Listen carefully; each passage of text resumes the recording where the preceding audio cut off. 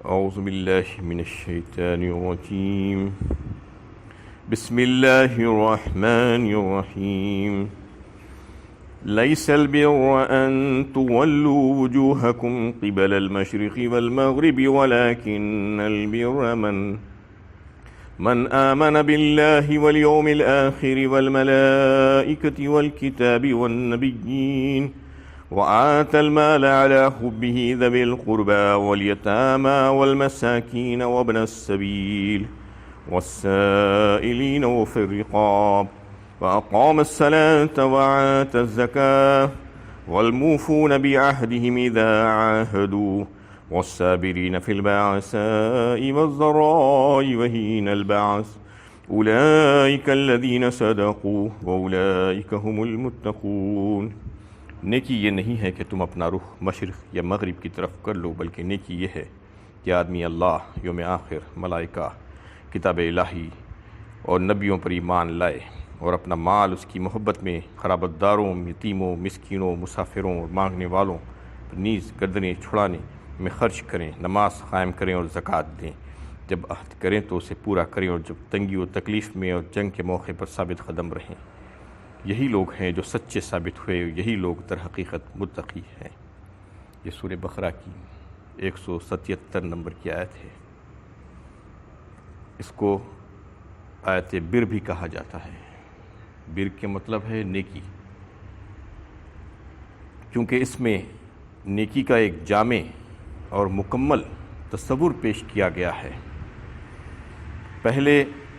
ان محدود جو نیکیاں جو معاشرے میں جو لوگ کرتے ہیں اس کی نفی کی گئی ہے، جس کا تصور بالکل محدود ہوتا ہے، جو سطحی طور پر کوئی کام کر کے یہ سمجھتے ہیں کہ یہ بس یہی کافی ہے ہمارے لیے، یہ نیکی ہے. جیسا کہ گزشتہ درس میں یہ بات آپ کے سامنے آ رہی تھی کہ معاشرے میں مختلف قسم کے لوگ مختلف طبقات میں جو ہے کچھ تصورات نیکی کے پائے جاتے ہیں، اور وہ اپنی اپنی جگہ مطمئن اور خوش رہتے ہیں اور اپنے ضمیر کو اس بات پر قائل کر لیتے ہیں کہ ہم بھی بڑے نیک ہیں، ہم تو فلاں نیک کام کر رہے ہیں. تو اللہ تعالیٰ عام طور پر اس کی نفی کرتے ہوئے یہ بتانا چاہ رہے ہیں کہ نیکی صرف کوئی ایک چیز کو اختیار کر لینے میں نہیں ہے جیسا کہ تم اپنے طور پر سوچ لیتے ہو، بلکہ نیکی تو یہ ہے. یہ کہہ کر جو ہے کچھ چیزوں کو گنوایا گیا ہے. سب سے پہلے جو بات آئی کہ من آمن باللہ والیوم الآخر، سب سے پہلے اللہ پر ایمان، کیونکہ نیکی کے تصور کو پیش کرتے ہوئے ایمان باللہ کو پیش کیا گیا، کیونکہ ایمان، اللہ پر ایمان وہ وفاداری کا ثبوت ہے بندے کا، کہ اگر کسی کے پاس ایمان نہیں ہے تو چاہے وہ کتنا ہی اچھا عمل کر لے، وہ عمل اس کا بیکار اور رائے گاں ہو جائے گا اور معتبر نہیں ہوگا، اللہ کے ہاں مقبول نہیں ہو سکتا. کتنا نیک عمل کر لے ایمان کے بغیر. ایمان بنیاد ہے، اسی لیے کہا گیا ہے کہ انما الاعمال بالنیہ، بھی کہا کہ نیتوں پر دار و مدار ہے آپ کے عملوں کا. کوئی اگر کتنا ہی اچھا عمل کرتا ہوگا لیکن اس کی نیت خراب ہے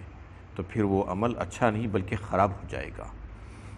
اور وہ نیتوں کو جانچنے والی ذات کون ہے؟ اللہ تعالیٰ کی. اللہ تعالیٰ پر یقین اور ایمان جب پیدا ہو جائے گا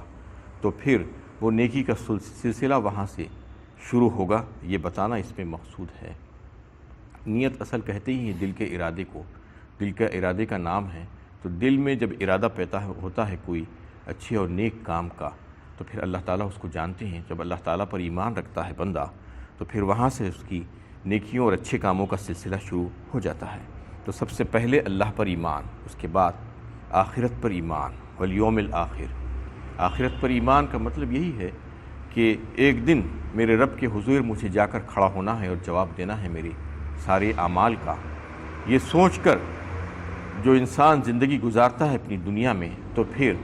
اس سے اعمال صالحہ صادر ہونا شروع ہو جاتے ہیں اور لوگ اس سے فائدہ اٹھاتے ہیں. وہ نفع بخش ہو جاتا ہے لوگوں کے لیے، اس کی زندگی بہترین ہو جاتی ہے. یہ سب سے بڑی نیکی ہے. اس میں ایک پہلو یہ بھی ہے کہ جب آخرت کا یقین ہو جائے تو پھر خود بخود اچھے اعمال شروع ہو جاتے ہیں. اس لیے اس کا ذکر یہاں پر آیا نیکی کے سلسلے میں کہ آخرت پر یقین. اس کے بعد رسالت پر یقین، والملائکۃ والکتاب والنبیین کہا گیا. یہ تینوں چیزیں رسالت ہی میں شامل ہیں. سارے فرشتوں پر ایمان، اور ساری آسمانی کتابوں پر ایمان اور سارے انبیاء کرام پر ایمان، یہ تینوں ملا کر رسالت پر ایمان کہا جاتا ہے، کیونکہ رسالت پر ایمان یہی ہے کہ کڑی ہے وہ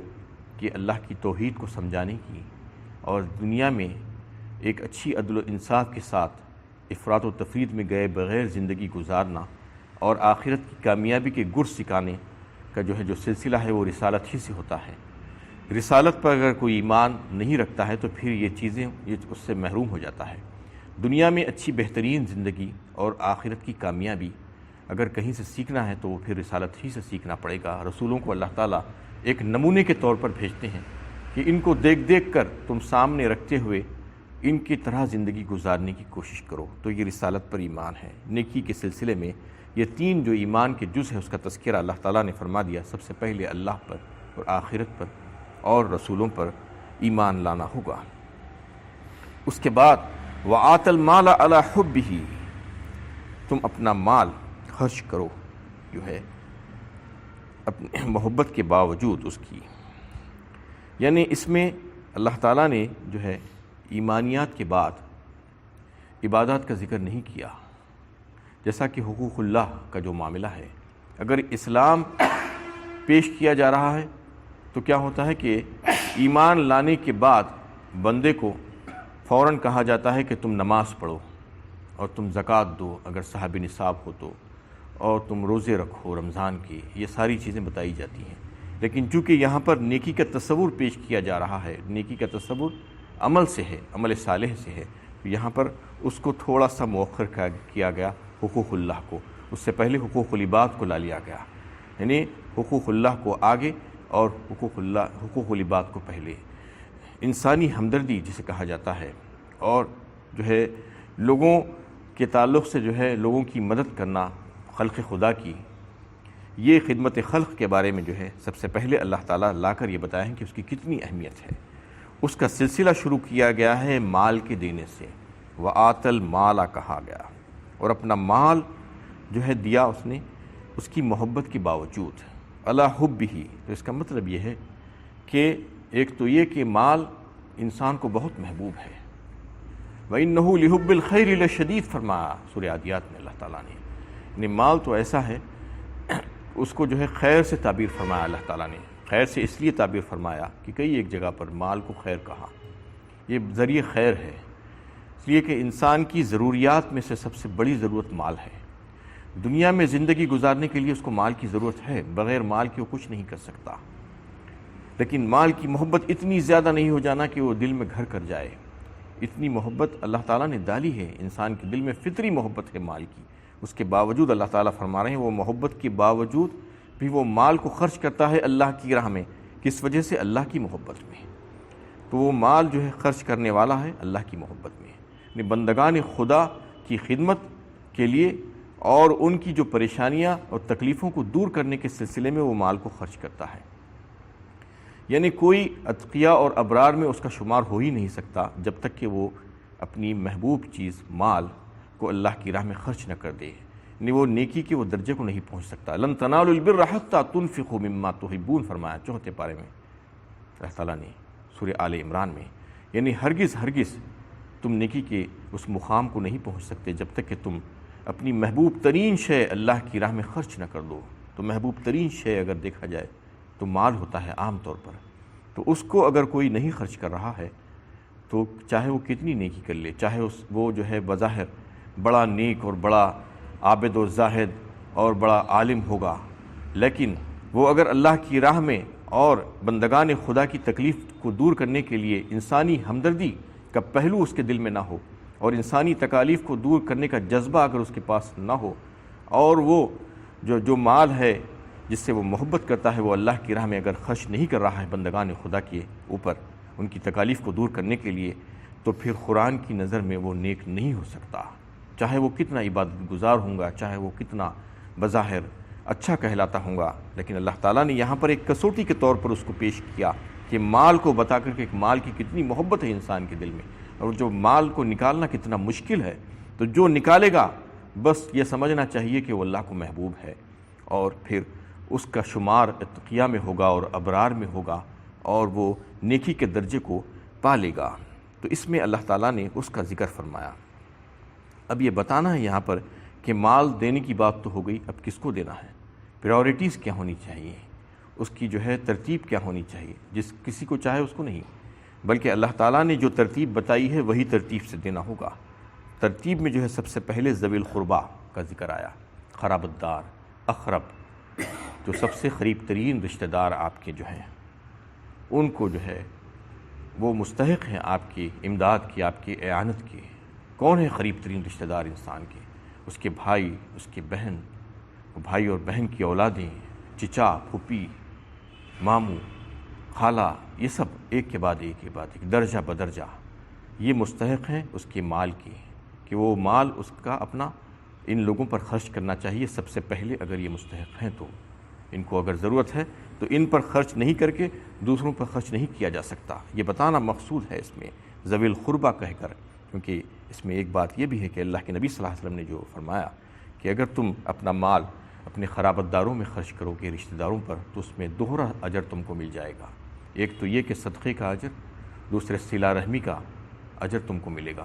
اور اگر تم قرابت داروں کے علاوہ دوسروں پر خرچ کرو گے تو صدقے کا اجر تو ملے گا، لیکن صلہ رحمی کا نہیں۔ صلہ رحمی رشتہ داروں کے ساتھ حسن و سلوک کا جو معاملہ ہے وہ بھی ثواب ملے گا اور صدقے کا ثواب بھی ملے گا۔ اور اس میں ترتیب اللہ تعالیٰ نے یہی بتائی کہ قرابت داروں کو پہلے ان کا لحاظ کرنا ہوگا، اگر وہ مستحق ہیں تو پھر ان کی مالی مدد اور اعانت تم کو کرنی ضروری ہے۔ والیتامی، اس کے بعد دوسرا درجہ جو تمہاری قریبی معاشرے میں جو یتیم ہے، جو بے سہارا ہے، اس کی مدد تم کو کرنی ضروری ہے۔ والمساکین، اور وہ محتاج جو اپنے پاؤں پر کھڑا نہیں ہو سکتا، جو مجبور ہو گیا ہے، جو اپنی ضروریات کی تکمیل نہیں کر پاتا، اس کی مدد تم کو کرنا ہوگا۔ وابن السبیل، اور مسافر چاہے اپنے مقام پر اپنے وطن میں مالدار ہوگا، لیکن حالت سفر میں وہ کسی وجہ سے اگر پریشان ہو گیا ہے، محتاج ہو گیا ہے، تو پھر اس کی مدد کرنا ضروری ہے، یہ ذمہ داری ہے تمہارے اوپر۔ والسائلین، اور پھر فرمایا کہ مانگنے والے سے مراد یہ ہے کہ جو ایسی تکلیف اور پریشانی میں آ گیا ہوگا کہ وہ اپنی عزت نفس اور اپنی خودداری کو اس کا لحاظ کیے بغیر ہاتھ پھیلانا شروع کر دیا، اس کا خیال رکھتے ہوئے اس کی ضروریات کی تکمیل میں تم اپنا مال خرچ کرنا، کہ وہ کتنی پریشانی میں آ گیا ہوگا کہ اپنی عزت نفس کا بھی خیال نہیں رہا، اس کو اپنی خودداری کو بھی اس نے جو ہے چھوڑ دیا، تو اس کی مدد کرنا۔ وفی الرقاب، اور آخر میں جو درجہ بتایا گیا ہے اب تمہارے مال خرچ کرنے کا وہ ہے کہ گردنوں کو چھڑانا، قرض داروں کو، مخروص کو جو ہے ان کو قرض سے نجات دلانا، یہ بہت بڑا نیکی کا کام ہے۔ اس کے بارے میں بہت کم لوگ سوچتے ہیں، کیونکہ جو مخروص ہو گیا ہے، جو اپنے اور اپنے اہل و عیال کی جائز ضروریات کی تکمیل کے سلسلے میں پریشان ہو گیا ہے اور وہ اس کو جٹا نہیں پا رہا ہے، اپنا قرض ادا نہیں کر پا رہا ہے، ساری کوششیں کرنے کے باوجود بھی جو اس کے پاس اتنا پیسہ نہیں ہے کہ وہ اپنے قرض کو ادا کر سکے، تو ایسے لوگوں سے کی مالی امداد کرتے ہوئے ان کو قرض سے نجات دلانا، یہ سارے جو ہے باتیں اللہ تعالیٰ نے مال کے خرچ کرنے کے سلسلے میں ترتیب وار بتائی ہے۔ اس میں بڑی حکمت ہے کہ اللہ تعالیٰ نے جو حکمت کے ساتھ جو ترتیب، جو پرائورٹیز بتائی ہے، ان پرائورٹیز کا اگر لحاظ کیا جائے تو معاشرے میں خوشحالی اور بہتری آ سکتی ہے، لیکن جو ہے لوگ اس کا لحاظ نہیں کرتے، منمانی طریقے سے اپنے مال کو خرچ کر دیتے ہیں، جہاں پر دکھا خرچ کر دیا، کبھی کسی کو دکھانے کے لیے، ریاکاری کے لیے خرچ کر دیا، کبھی کچھ کر دیا، کبھی کچھ کر دیا۔ نہیں، اللہ تعالیٰ نے جس طریقے سے بتایا ہے جو ترتیب، وہی ترتیب سے اگر کریں گے تو پھر معاشرے میں خوشحالی اور بہتری آ سکتی ہے۔ یہ جو مال خرچ کرنے کی جو بات ہو رہی ہے، یہ اس سے مراد زکوٰۃ نہیں ہے، کیونکہ زکوٰۃ کی بات آگے آ رہی ہے، وَأَقَامَ الصَّلَاةَ وَآتَى الزَّكَاةَ کہہ کر، یہ زکوٰۃ کے علاوہ ہے۔ اللہ تعالیٰ یہ بتانا چاہ رہے ہیں کہ لوگوں کے مالوں میں زکوٰۃوں کے علاوہ بھی کچھ مالی حقوق ہم نے عائد کیے ہیں۔ زکوٰۃ تو صرف 2.5% ہے، وہ تو صرف جو ہے ایک فرض ہے جو صاحب نصاب ہے اس کے اوپر، اس کے علاوہ بہت سی ایسی ضروریات ہیں جو زکوٰۃ کے مس سے جس کی تکمیل نہیں کی جا سکتی، مثال کے طور پر مسجدیں بنوانا، مدرسوں کی جو ہے تعمیر کروانا اور دینی علم پھیلانے کے سلسلے میں قرآن اور دیگر چیزوں کی نشر و اشاعت کے کاموں میں حصہ لینا، اسی طریقے سے پلیں بنوانا، مسافر خانے بنوانا، دواخانے بنوانا اور راستے بنوانا، اور بہت سے ایسے کام ہیں کہ آپ کی مسکین محتاج رشتہ دار کو ایسی ضرورت پڑ گئی ہے کہ وہ آپ کے پاس آ گیا ہے اور آپ اس وقت اپنی زکوٰۃ ادا کر چکے ہیں، کوئی ایسی ہنگامی صورتحال ایمرجنسی آ گئی ہے، بیمار ہو گیا ہے کوئی، تو پھر اس کی ضروریات کی تکمیل کون کرے گا؟ اگر آپ یہ کہیں گے کہ 1 سال ٹھہرو، میں آگے رمضان میں دوں گا میں تم کو، تو رمضان تک تو مر جائے گا وہ۔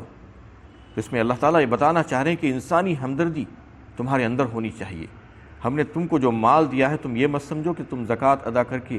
جو ہے اس کا حق ادا کر دیے ہیں، اب میں بری الذمہ ہو گیا ہوں۔ یہ ذہن سے نکال دینا چاہیے کہ بری الذمہ نہیں ہوئے ہیں تم، بلکہ اور بھی بہت سے حقوق ہیں تمہارے اوپر، مالی حقوق۔ ہم نے تم کو مالدار بنایا ہے، تم اس کا حق ادا کرو۔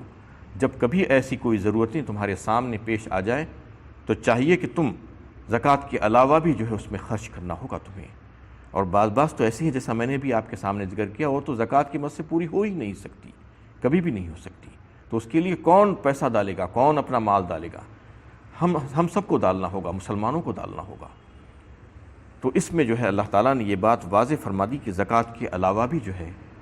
تمہیں خرچ کرنا ہوگا، اور یہ خرچ کرنے کی یہ ترتیب ہوگی۔ اس کے بعد بھی